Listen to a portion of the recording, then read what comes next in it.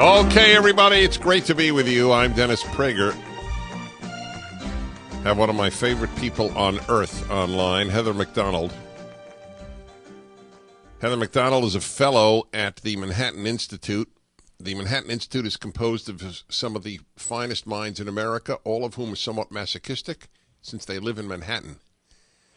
It's one of the great puzzles of my life, but nevertheless, they are great people. I'm serious. They produce the best journal right now, and that is City Journal. Every one of you should be getting it, should be reading it in physical form as I do, or on the internet. Heather McDonald teaches the newest PragerU video, What Does Diversity Have to Do with Science? You have over a million views in 3 days. Heather, I got a question about your name.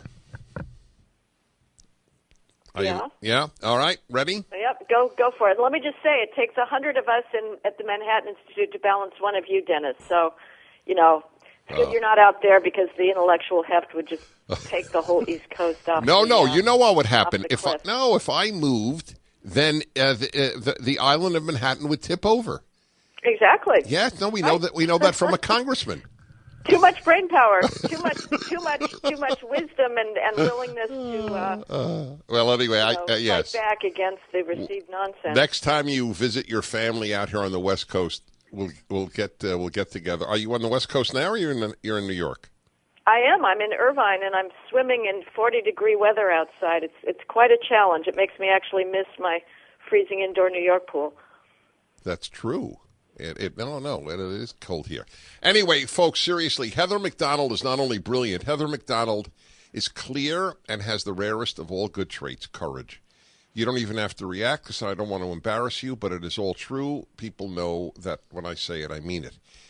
Anyway, the latest course is so frightening to me that I until about a year ago, Heather, I would always say, well, this is all true. The left has poisoned our universities, but of course I'm not talking about the natural sciences. And your video, based on things you have written, suggests that this is now happening in the natural sciences. Is that accurate? Absolutely. The crown jewel of American rational thought and meritocracy, the conquest of the mysteries of nature, is now fully in the crosshairs of the academic victimologists on the theory that, as most appallingly, the National Science Foundation, which is a federal agency, as the National Science Foundation holds the only good science is diverse science. You can kiss your wait. They actually cure for Alzheimer's goodbye if this insane crusade continues. And Dennis, it just shows the naivete. Never, ever think that there is an area of American life that is free from the diversity hysteria. Nothing is safe. Who said that the only science is diverse science? Who said that? The National Science Foundation's motto now is that to be excellent, science must be diverse. And in order to put taxpayer dollars, hundreds of millions of taxpayer dollars behind that mantra, the National Science Foundation, which was created by Congress in 1950 to advance basic research in physics, in math, in engineering, in chemistry, the National Science Foundation is spending taxpayer dollars to fund gender studies theorists to study microaggressions and toxic masculinity in the fields of engineering and math.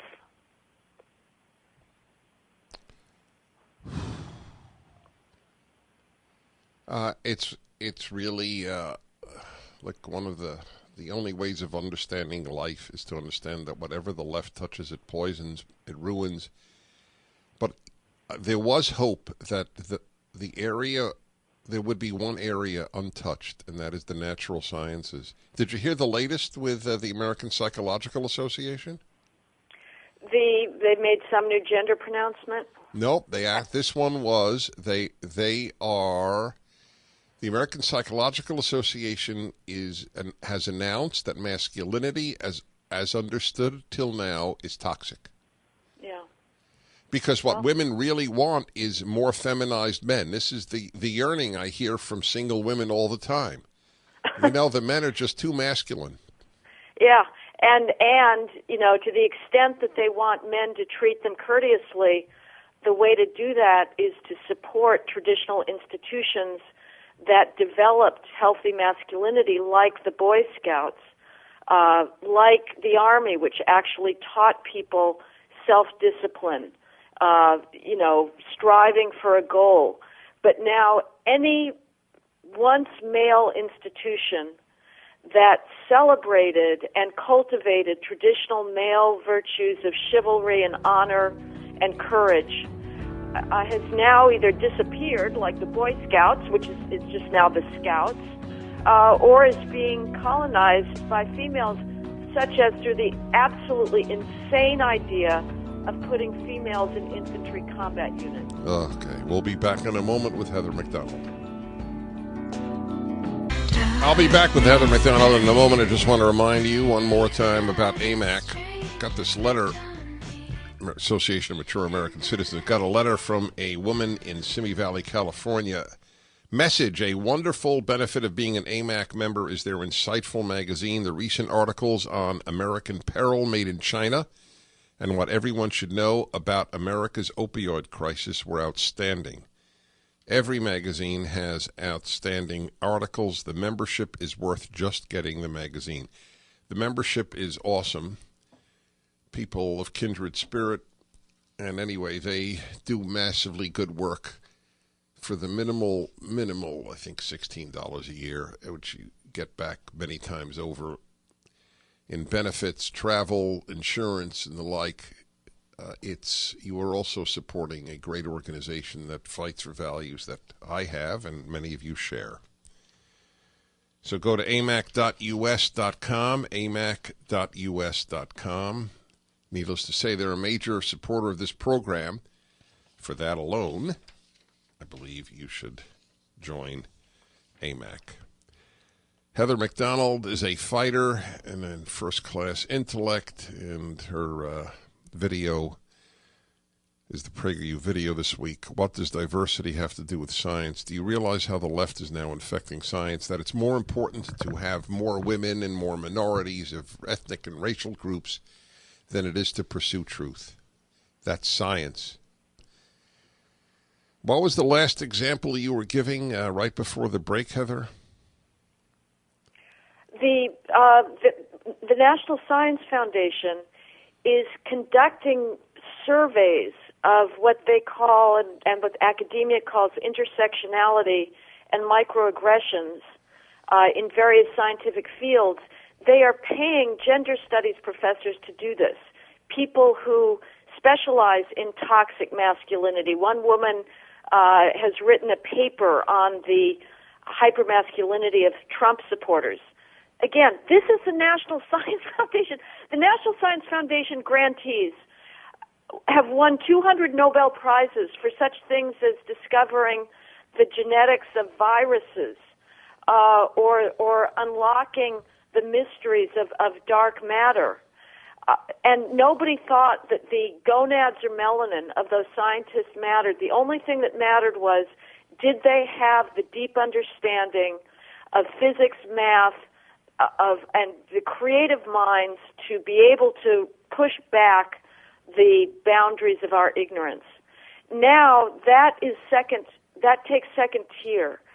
This recently, a Italian physicist who works at CERN, that's an acronym, CERN, which is a European consortium that works in theoretical physics, was fired because he delivered a paper pointing out that females in theoretical physics are hired way ahead of males with much lower publishing credentials, much fewer citations to their work, and much earlier in their careers. In other words, females are not discriminated against.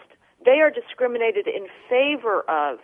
But pointing out these truths in the sciences, now puts you at risk of your job, whether it's in a pure science endeavor like this European Physics Consortium, or at Google, where James Damore was fired for pointing out the average psychological differences between males and females. It's a war on Western civilization, deemed too male. It's a war on the Enlightenment, and if they win this war, and the hatred that is fueling it is a hatred against, above all, Western civilization deemed as being too white and too male. We are going to enter a period of stasis where the progress that we've taken for granted so far in our recent history comes to a halt. That's exactly right. What I work on a lot is, why do people deny that this is happening? You have a theory? It's very curious. You mean people just are unaware of it? Well, they deny that this diversity... No, they're denying that the leftist war against Western civilization sounds hyperbolic to most Americans. Mm-hmm. Why? I'm tempted to say they don't know the facts, because I'm always struck. Dennis, you've been talking about what's been going on in the universities for 40 years. I have too. You have an audience that is magnitudes, light years ahead of mine, and yet it does not get through. I don't know. So it's a question of whether people don't know it, and therefore they don't think it's a problem, or they do know it and still don't think it's a problem. I guess it's people's eternal optimism, or they don't see it lapping at their feet. I don't know. I mean, right, but so you acknowledge with me that's the I completely that's the big problem. I am amazed that anybody doesn't realize does not understand, especially any white male out there. If you have not already made it, you won't. I was speaking to... All right, hold on there. Hold on. I got to take a break. Hi, everybody. I'm Dennis Prager. Final segment with Heather McDonald. By the way, she has a terrific book out, The Diversity Delusion. It's up at DennisPrager.com. Her video is the PragerU video of this week. What does diversity have to do with science? And we have really broached now, Heather, the one, as I said, the question that would keep me up at night if I allowed things to keep me up at night. Why don't more people realize what the left is doing to Western civilization? So I'll give you my thesis in a nutshell. I long ago said that calling evil dark is actually a misperception. You can look into the dark, but you can't look into bright light. People do not look at evil. It's too bright. It's painful. And so I'm reading the biography of Churchill, big 1,000-page by Andrew Roberts. He was alone in England warning about Hitler. And I'm not comparing the left to Hitler. I'm comparing warning to warning. And nobody listened. And I don't say nobody listens now. People are listening to you and to me and to others. But it's as obvious as any evil in history how the left is destroying the West. Final thought from you. Well, you're absolutely right. And maybe one other factor there is it's not obvious how to stop it. And the only way that I know how to stop it, Dennis, is by telling the truth incessantly and not staying silent when we're told that America is a nation of endemic racism and sexism. The opposite is the case.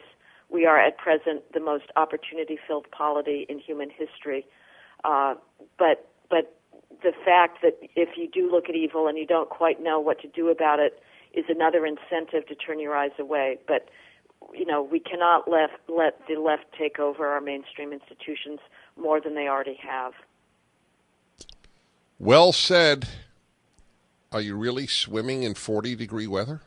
It's unbelievable. I wonder every morning why the heck I'm doing this, but that's what the temperature is. Wait, So what is your answer to that question? Why the heck am I doing this? Because I'm an exercise fanatic. Oh. Well, that's one thing we do not have in common. Lucky you. I envy you. You're the best. You are the best. I found an area we diverge. I work out 3 days a week and think I'm a hero. She would think I am an utterly sedentary, what a hibernating bear. All right, my friends, I'm Dennis Prager. Thank you for listening. See you tomorrow.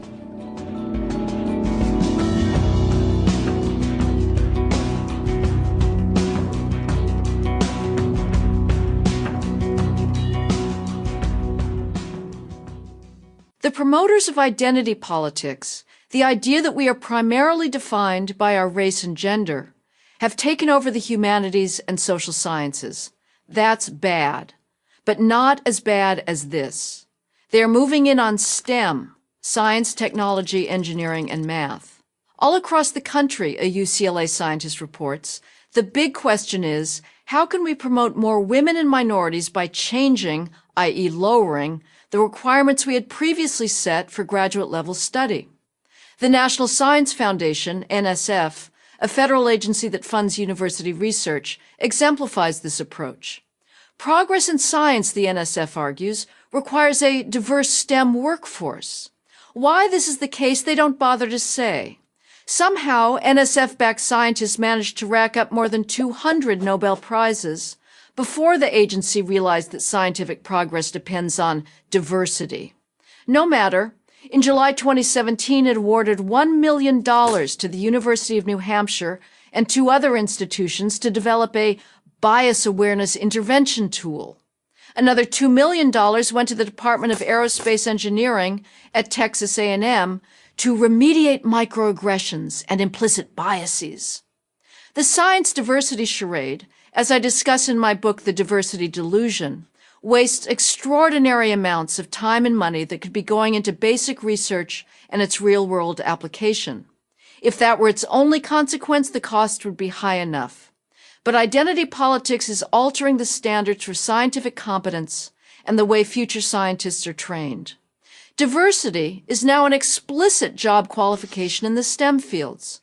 The physics department at UC San Diego advertised an assistant professor position with a specific emphasis on contributions to diversity, such as a candidate's awareness of inequities faced by underrepresented groups. Solving the mystery of dark energy apparently now takes a back seat to social justice. Maybe it was a coincidence, but all 5 candidates on UC San Diego's shortlist were females. If traditional standards are keeping women and minorities out of STEM fields, it stands to reason that changing standards must be the way to get them in. Or maybe standards are just another expression of the white patriarchy and thus no longer relevant. An introductory chemistry course at UC Berkeley reflects the new culturally sensitive pedagogy. A primary goal, according to its teachers, is to disrupt the racialized and gendered construct of scientific brilliance, which defines good science as getting all the right answers. This same diversity obsession extends to medical schools, not a happy thought when they wheel you into the operating room for emergency surgery. The promoters of identity politics are literally playing with our lives. Medical schools' admissions committees are now told to overlook the low test scores of Black and Hispanic applicants in favor of a more holistic approach. From 2013 to 2016, medical schools admitted 57% of Black applicants with a low medical college admission test score of 24 to 26, but only 8% of whites and 6% of Asians with those same low scores, according to Claremont McKenna professor Frederick Lynch. Racial preferences in med school programs are sometimes justified on the basis that minorities want doctors who look like them. Really? Seems much more likely that minority patients with serious illnesses want the same thing we all do, a well-trained, skilled doctor. The desperate attempt to get women into STEM fields is also based on the idea that, absent discrimination, women and men would be equally represented in the sciences. This is highly unlikely, however. Differences in math proficiency between boys and girls show up as early as kindergarten. In the top 0.01% of math ability, where we find scientific genius, there are 2.5 males in the U.S. for every female, according to a recent paper in the journal Intelligence. This may help explain why women make up 14% of engineering workers and 25% of computer workers. To acknowledge this was once common sense, now it can get you fired. Ask James Damore, the Google engineer who questioned the company's hiring preferences for females. The National Labor Relations Board upheld Google's firing of Damore on the grounds that his statements about purported biological differences between men and women were discriminatory and constituted sexual harassment. This decision means that every evolutionary biologist, neurologist, or economist who acknowledges the differences between males and females is at risk of his job. The unique accomplishments of Western science were achieved without regard to the sex or skin color of its creators. Now, however, funders, industry leaders, and academic administrators want us to believe that diversity is the key to the future. But the truth is the exact opposite. We want our best scientific minds to be free to do their best work. In our highly competitive world, identity politics is an indulgence we can't afford. I'm Heather McDonald, fellow at the Manhattan Institute for Prager University. Thank you for watching this video. To help keep PragerU videos free, please consider making a tax-deductible donation.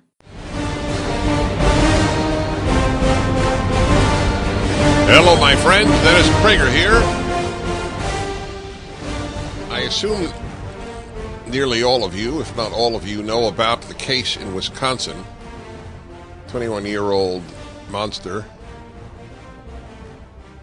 murders two parents of a 13-year-old girl whom he stalked, and then captures her and puts her in a trunk and takes her to his hell and does what only one can imagine to her. And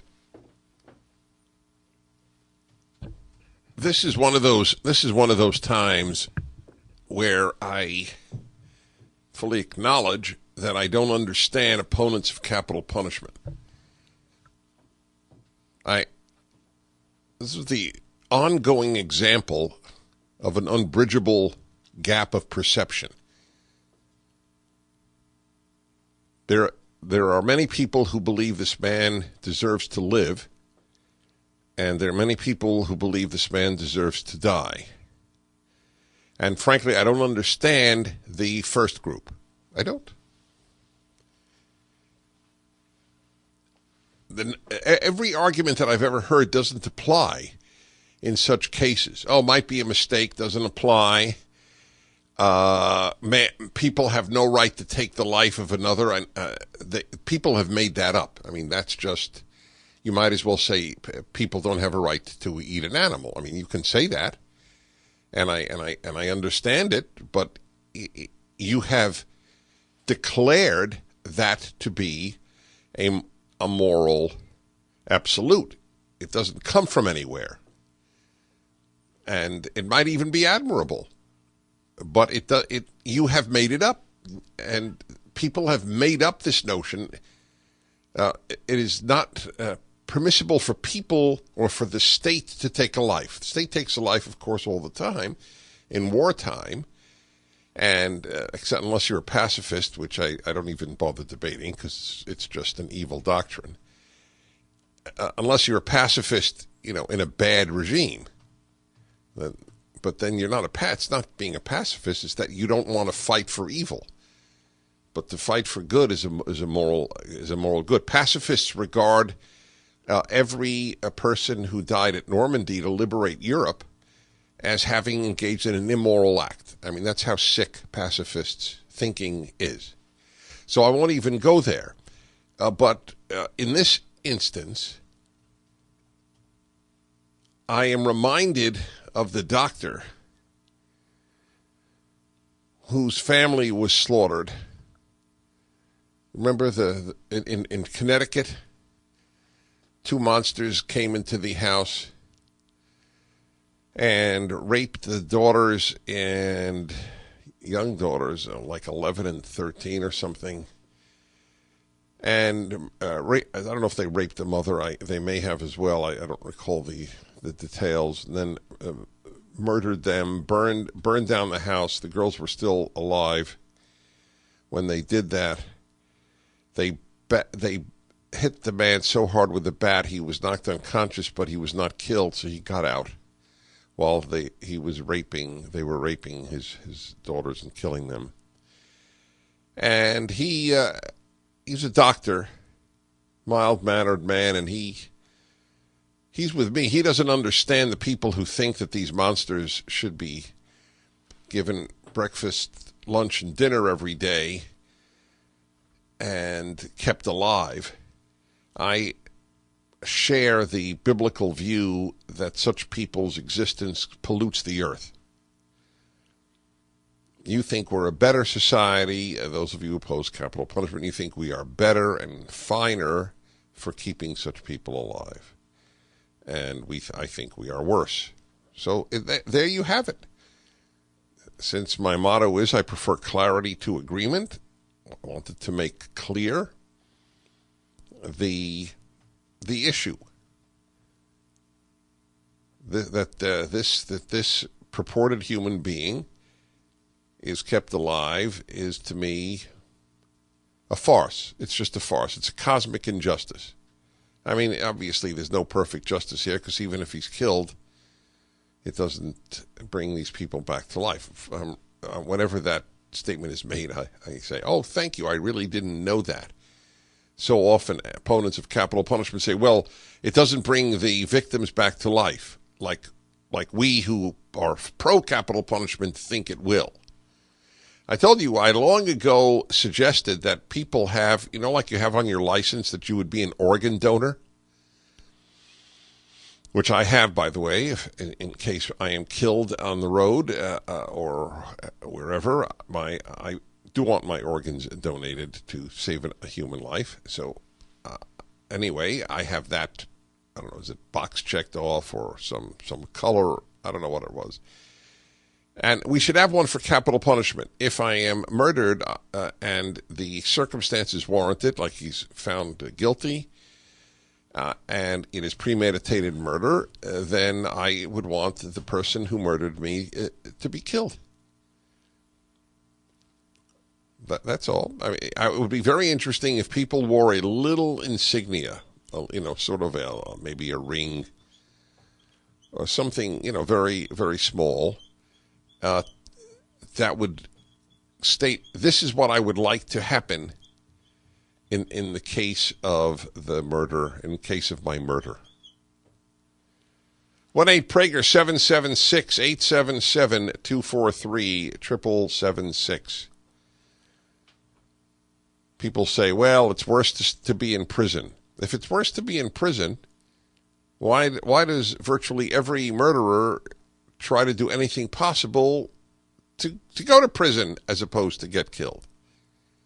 The vast majority don't think the way opponents of capital punishment think they think.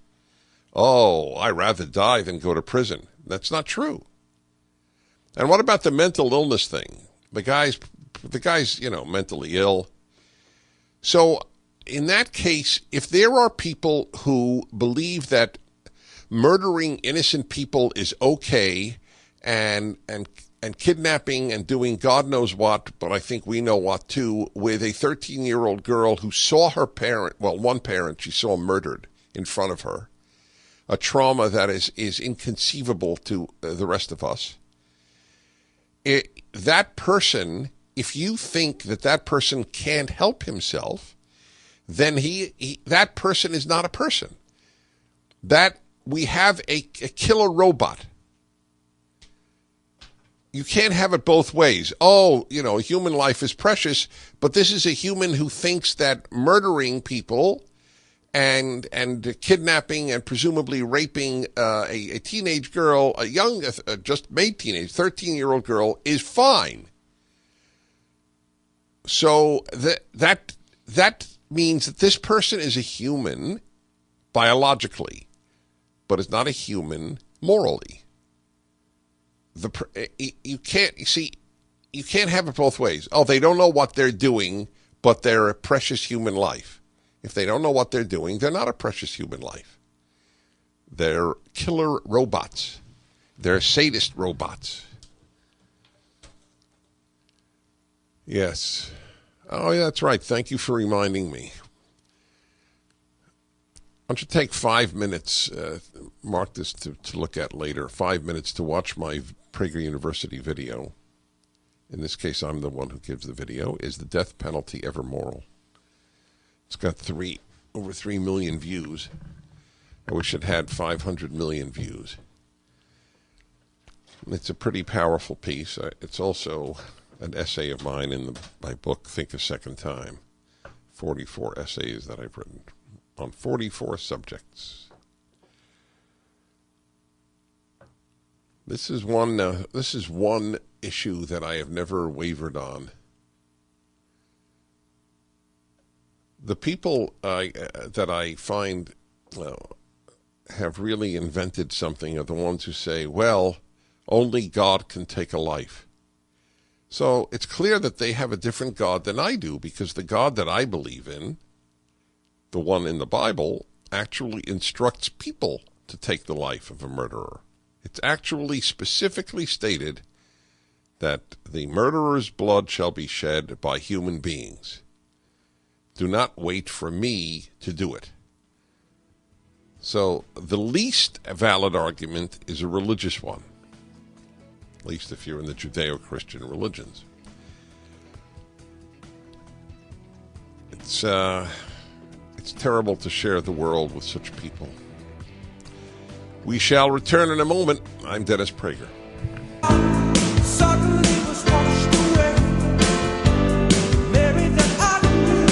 Hello, everybody. Dennis Prager here. I am advocating the killing of the murderer of the two parents and the attacker, enslaver of a 13-year-old girl who watched her mother being shot in the head. For opponents of capital punishment, there is literally nothing you could do. Nothing. It's an amazing thing when you think about it. If somebody poisoned the water of a city and 1 million people died, they would say he doesn't deserve to die. There is nothing that one could do. Opponents of capital punishment thought Israel was immoral for executing Adolf Eichmann, the supervisor of the Holocaust. I believe that keeping these people alive cheapens the lives of those that they murdered.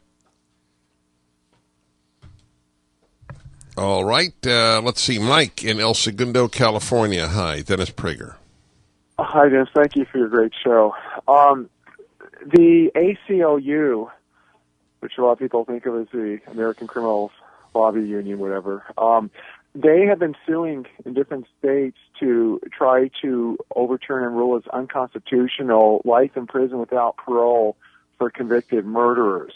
And they're using an incremental process, just like leftists use for gun control and to raise taxes and to repeal Prop 13 and everything else. What they're doing is they're taking cases where there was a juvenile committing the murder, meaning they were under 18 years old, even if slightly under 18 years old, and then they got convicted after they were 18 years old.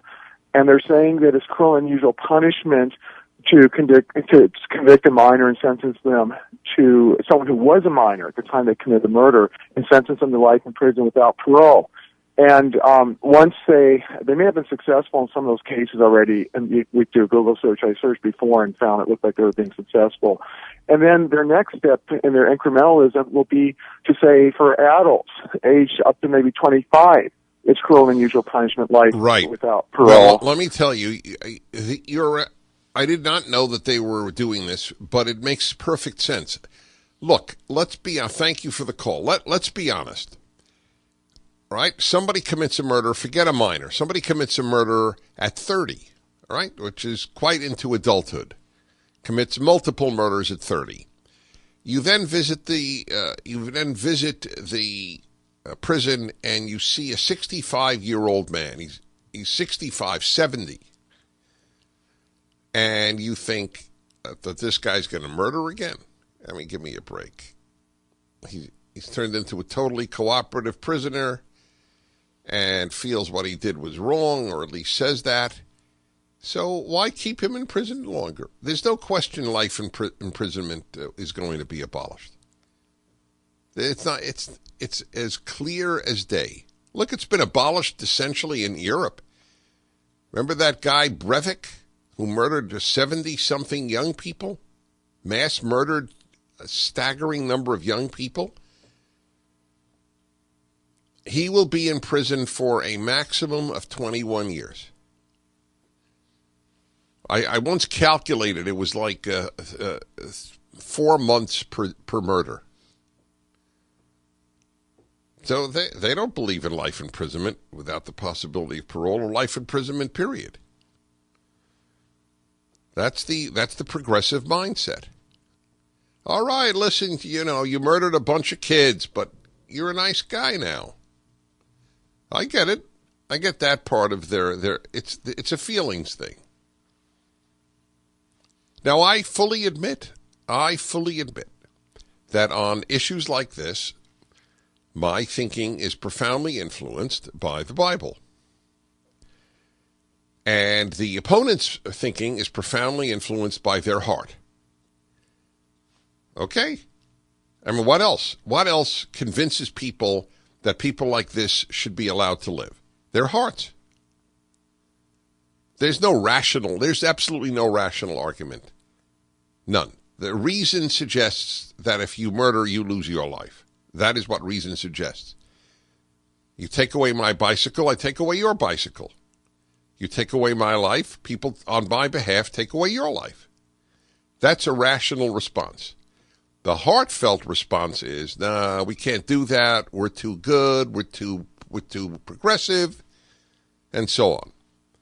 So this is a very good example of getting your wisdom from a source, or getting wisdom or insight, if you will, from your heart. I don't trust the human heart on these matters, just for the record. All right, let's see here. Okay, 1-8-PRAGER-776. And Roger in Temecula, California. Hello, Roger. Dennis Prager. Good afternoon, Dennis. One, your call screener spelled Temecula right the first time, which is pretty impressive. And two, I'm 52, and I've reached a point in my life where if I'm wrong on an issue and I disagree with you, I pretty much assume I'm wrong and you're right, and just change the way I think. Wow. So, well, that, you know what? That's very. I want you to know, I don't take it so much as a compliment as I take it as a statement of you're an impressive guy. Because no, that's truly how I read it, and because I would have that. I've had that with people, or certainly with the Bible, where I've thought X and then I read Y and I think I'm probably wrong. Okay, go ahead. It's a lifetime of credibility that you. Thank you. Anyway, thank you. Yeah. So when I get into this discussion, and I do fairly often about the death penalty, the argument that I hear enough that I think a lot of people must think this way. The argument from people that are anti-death penalty, I hear a lot, is keep them alive. It's wrong to kill them. Besides, keeping them alive makes them have to live and think and suffer and stew in what they did. Okay? Right. Now, my response to that is, well, we actually have in our laws that we don't support cruel and unusual punishment. So really, by your logic, you actually want to punish them more. Oh, that's great. You know what? There you go. Now you have changed my mind. Not obviously not on account, but that's a great argument. You can't say execution is cruel and unusual punishment, and also say, oh, life imprisonment is worse than execution. That means it's more cruel and more unusual. This is not a show where we send out, autographed copies of the book. I'm not saying it's wrong. It's just we never had that, or, send you, a year's supply of of Honduran cigars. But if we had such a thing, I would send you. That is a very... I thought I had exhausted every argument on the issue. I learn a lot from you people.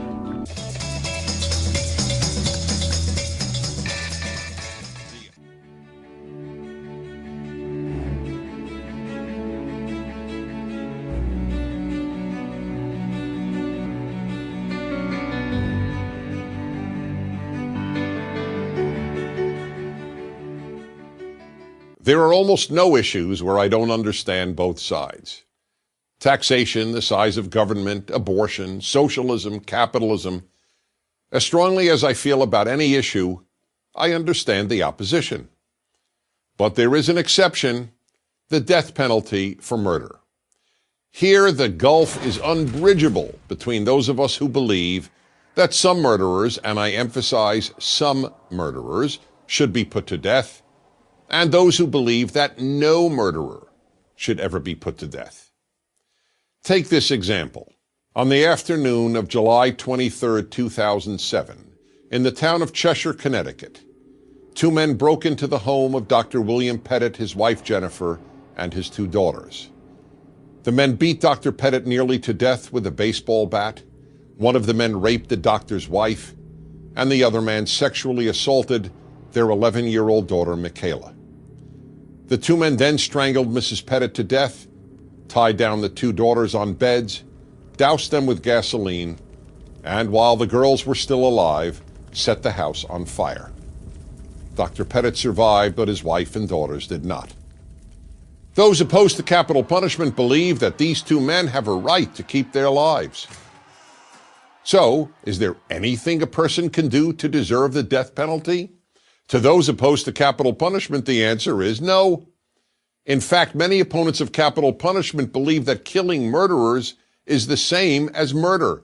You heard me right. Most opponents equate the murder of an innocent family with putting the murderers of that family to death. Opponents of capital punishment also argue that keeping all murderers alive sanctifies the value of human life. But the opposite is true. Keeping every murderer alive cheapens human life because it belittles murder. That's easily proven.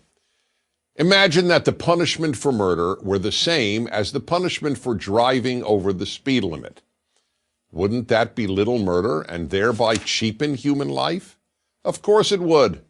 Society teaches how bad an action is by the punishment it metes out. And what about the pain inflicted on the loved ones of those murdered? For most people, their suffering is immeasurably increased, knowing that the person who murdered their family member or friend, and who in many cases inflicted unimaginable terror, is alive and being cared for. Of course, putting the murderer to death doesn't bring back their loved one, but it sure does provide some sense of justice. That's why Dr. Pettit, a physician whose life is devoted to saving lives, wants the murderers of his wife and daughters put to death. In his words, death is really the only true just punishment for certain heinous and depraved murders. Is the doctor wrong? Is he immoral? Well, if you think capital punishment is immoral, then Dr. Pettit is immoral. And what about opponents' argument that an innocent person may be executed? This argument may be sincerely held, but it's not honest. Why? Because opponents of capital punishment oppose the death penalty even when there is absolute proof of the murderer's guilt. If there were a video of a man burning a family alive, opponents of capital punishment would still oppose taking that man's life. Moreover, by keeping every murderer alive, many more people are murdered. Other prisoners, guards, and people outside of prison in case of escape or early release, than the infinitesimally small number of people who might be wrongly executed. And now with DNA testing and other advanced forensic tools, it is virtually impossible to execute an innocent person. Then there is the argument offered by some people in the name of religion that only God has the right to take human life. I always wonder what religion these people are referring to, since the holiest book of no religion of which I am aware ever made that claim. People just make that argument up. So if you're on the proverbial fence on this issue, please ask yourself this question. Do you really believe that the torturers, rapists, murderers of Dr. William Pettit's wife and daughters, and evil men like them, deserve to keep their lives? If you're like most people, your answer is no. Your heart, your mind, your whole being cries out for some justice and fairness in this world. But if you really do believe these people deserve to keep their lives, well, as I said at the outset, I don't understand you. I'm Dennis Prager.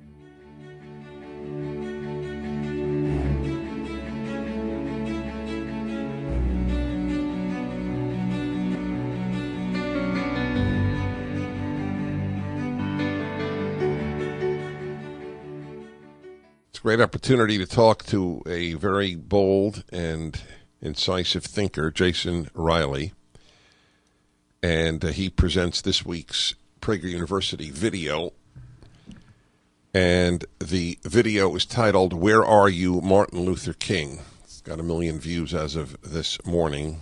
What is today, Wednesday? Yeah, it came out on Monday. Jason, congratulations on the video and all your other work. Thank you. Thank you. You're welcome, sir. I want to ask you a question that has plagued me, and I wonder if you feel it's a legitimate question. Because you talk about the paucity of leadership after Martin Luther King Jr., which is an understatement. I'm talking, within the black community. Do you believe that the very notion of a black leader is even relevant any longer? Hispanics have no leader, and whites have no leader, Jews have no leader. Why do blacks have leaders? You're right. I don't think it's relative in the sense that it once was in King's day. No, I don't think there's been any heir to King and any need really for an heir to King, although others have tried to fill that role unsuccessfully, obviously. But no, I don't think it's needed. Blacks don't need another king. I feel, and again, I want your reaction. And I always tell guests it's a non-issue to differ with me, so you don't have to be courteous in that way. But I think it's somewhat insulting to blacks that you are, as it were, the only group in America who needs leaders.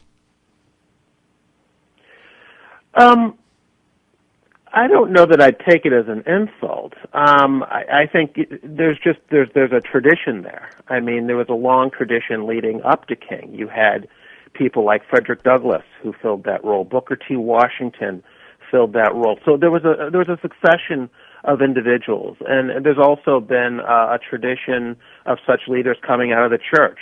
So no, I don't think it's taken as an insult. But again, I don't think that not just that an individual like King is still needed, but I think King's vision for how things would turn out. I think we do a lot of speculation around this time of year when we're talking about Martin Luther King. And I think he'd be about 90 years old this year if he were still alive. But we do a lot of speculation about what he would think of how things have turned out.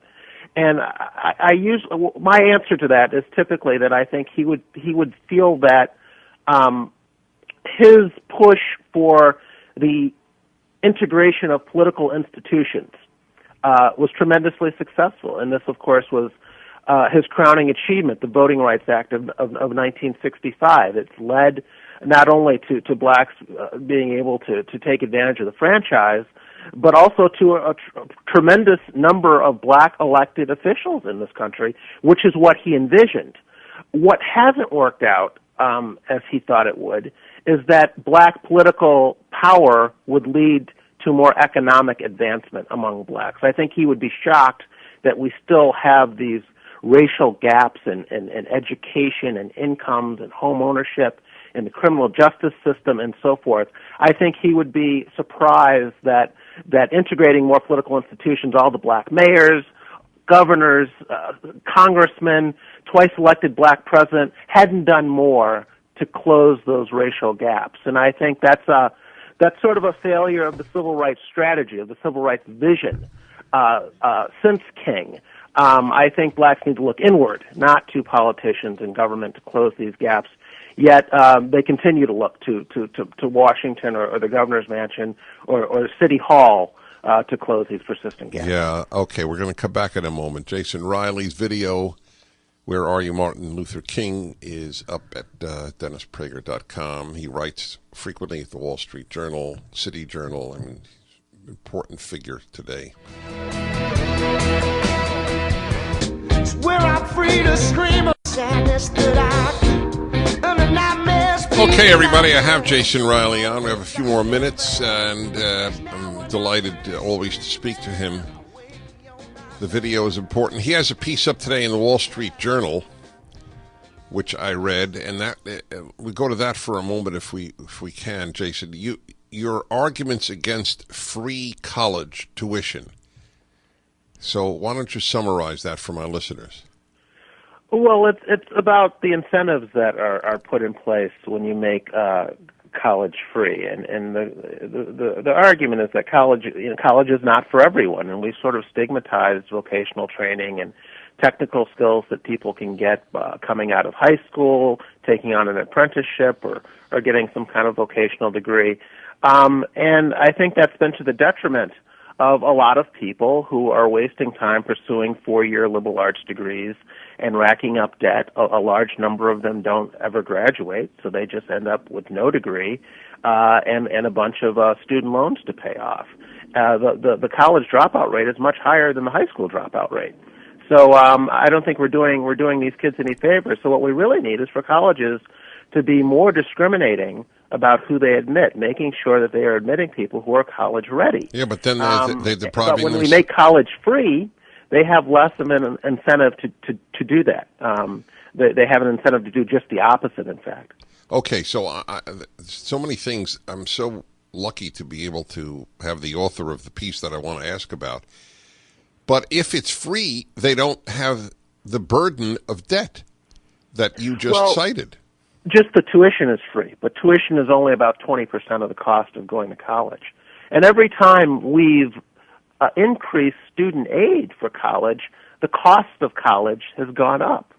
Bill Bennett made this point back in the 80s. I mean, this can be shown empirically.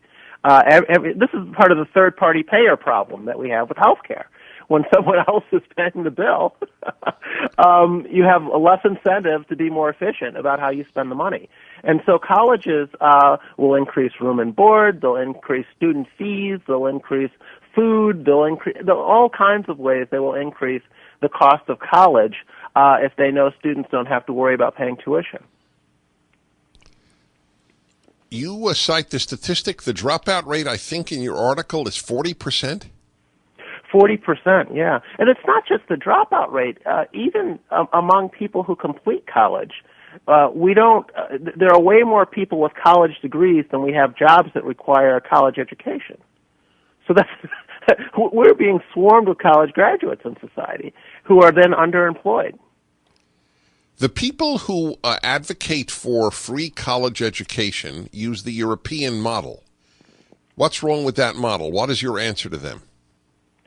Well, it's not an exact, I think what's being proposed here would be some version of that. I think in Europe, you do have to pass a test to get to college. Once you get in, you're free. But they are doing some vetting before they admit you to college, after which they then take care of the cost. So it would be a little different system than what's being proposed here, which is that all comers can go on the taxpayer's dime. So getting back to the Martin Luther King issue, with Martin Luther King Day approaching and your video up at the PragerU, so you're reflecting, and of course none of us knows the answer, it's not possible, what would he be thinking if he were alive, which indeed he could very well be. 90 is not out of the question any longer in so many people's lives, and which is an amazing thing to think, had he not been assassinated, that he might still be with us.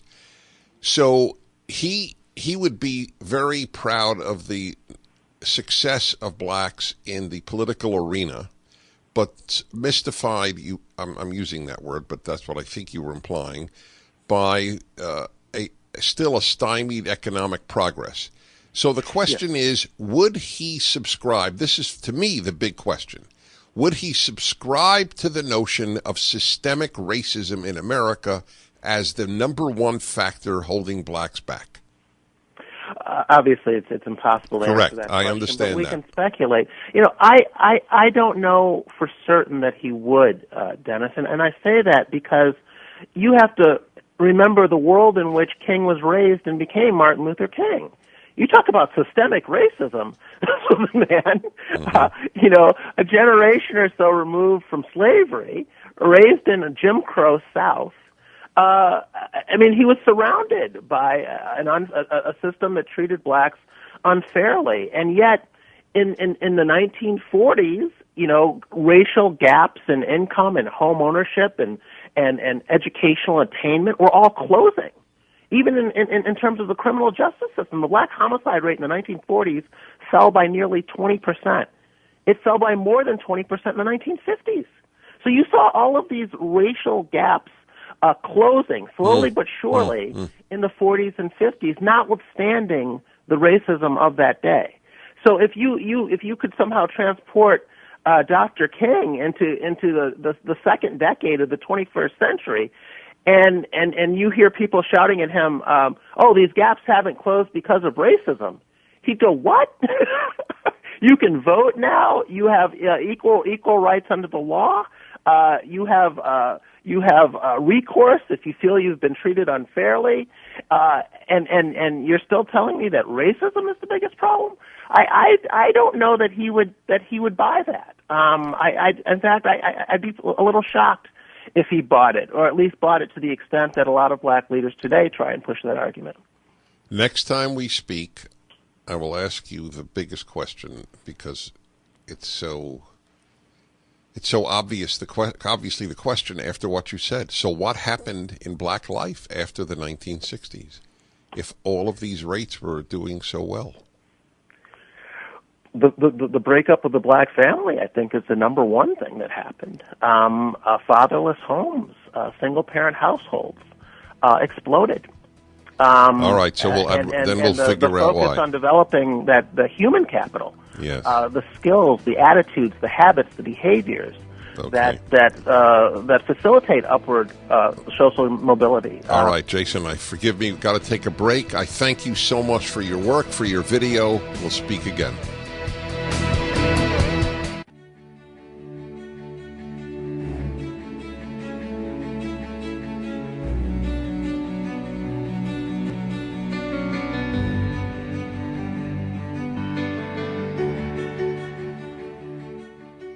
It's been 50 years since Dr. Martin Luther King Jr. was shot to death on a motel balcony in Memphis, Tennessee. And over the decades, he has become one of the most revered figures in American history. There is an impressive memorial to him in Washington, D.C., and a museum celebrating his life in Atlanta, Georgia. Countless schools and boulevards have been named after him, and a national holiday is dedicated to his memory. How is it then that so much of his legacy, what he hoped to pass on to the future, has been lost? King wanted equality under the law and said, famously, that people ought to judge one another based on character, not skin color. But he also believed that blacks had an important role to play in their own advancement. The black civil rights battles in America are now over, and King's side won. The best indication of that may be that King has had no real successor. If black Americans were still faced with legitimate threats to civil rights, such as legal discrimination or voter disenfranchisement, it's likely that leaders of King's caliber would have emerged to carry on the fight. Instead, what we have today are pretenders who have turned the civil rights movement into an industry, if not a racket. And what have these racketeers accomplished? A lot for themselves and very little for their constituents. Racial gaps in income, education, and home ownership were narrowing in the 1940s, 50s, and 60s.